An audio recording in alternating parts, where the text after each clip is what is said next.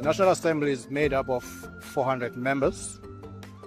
The impact of the Electoral Amendment Act is that we may now have independents, because the law now allows independents to be members of parliament. We never had that before. So that's the impact. But in terms of the composition of the House, that will not change the 400 members. You'll still have.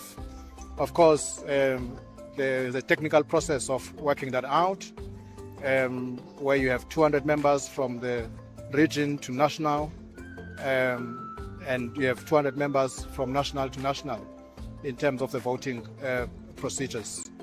But to answer you, we have 400 members all in all.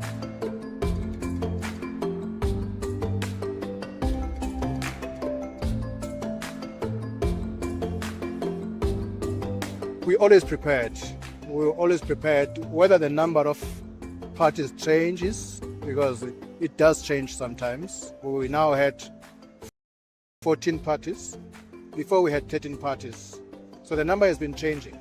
So even with the advent of independence, Parliament, the frameworks, the infrastructure within Parliament is very much agile, very much dynamic, is able to accommodate, to respond to new developments. So even with the independence, we will be ready.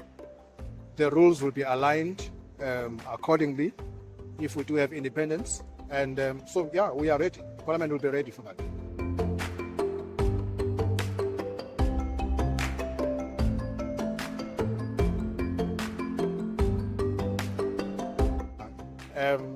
A member would need more or less 46,000 votes to make it into Parliament. Yeah, so that's really what it is.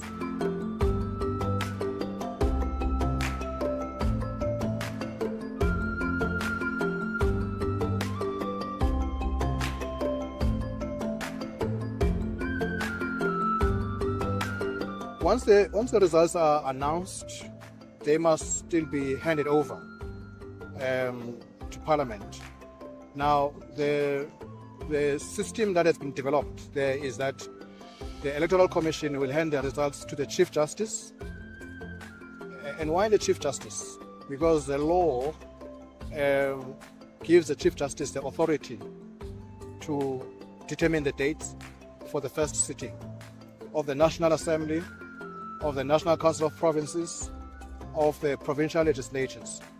So once the names, the designated members are given to or the people designated to be members of Parliament are given to the Chief Justice, Chief Justice will then hand that over to Parliament and the provincial legislatures.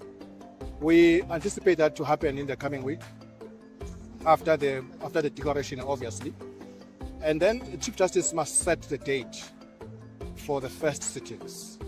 And that is where you will then have all the members of the National Assembly, specifically I'm talking about the National Assembly now, go to National Parliament, and the first sitting of the NA and the first sitting of the provincial legislatures will be on the same day, in all probability. And at that sitting, there are 4 things that must happen. The first one is that the members must be sworn in, take the oath or affirmation, and that process is led by the Chief Justice.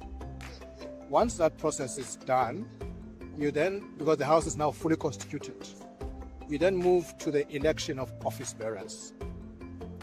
Once the members can begin to transact business, you then go to the election of office bearers. You study the election of the Speaker. That session will be led by the Chief Justice as well. That is done, you then go to the election of the Deputy Speaker. The Speaker must then preside over that.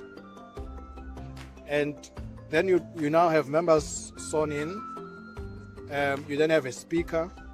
You then have the Deputy Speaker. At that point, in fact, I must correct myself, at that point, the House is then fully constituted. It can then elect the President. So the election of the President will come last. Usually starts at 2 o'clock, but it depends on how long the other election processes take. Then once the president is elected, the NA is done with this sitting. The next day will obviously be the NCOP once the provincial legislatures are constituted and delegates are sent to national parliament. Then you have the NCOP sitting, electing the chair, electing the deputy chairpersons. And beyond that, if you want me to go beyond that, of course, members must then attend the inauguration of the president, which must happen within 5 days after the first sitting of the NA. And after the inauguration, we must then run an onboarding program, induction of members. That will run its own course. And beyond that, the houses must meet to elect other office bearers like house chairpersons. The committees of parliament must meet, like the rules committee, must meet to establish portfolio committees in the NA, of course, in the NCOP to the select committees. We still must pass the budget. The budget was not passed at the time we adjourned. So Parliament must still pass the budget. It must still go through the houses of Parliament, the committees of Parliament, the houses, both houses of Parliament, and then it's passed. In terms of the law, the budget must be passed within 4 months from the start of the financial year. So we expect that by end of July, we'll have passed the budget. But before that, we think that we'll also have the opening of Parliament. I'm saying we think because we don't have the date yet. Must still have the opening of Parliament, which previously was called State of the Nation Address, second State of the Nation Address. But now, in terms of the rules, it's called the opening of Parliament. And from then on, the business of Parliament continues.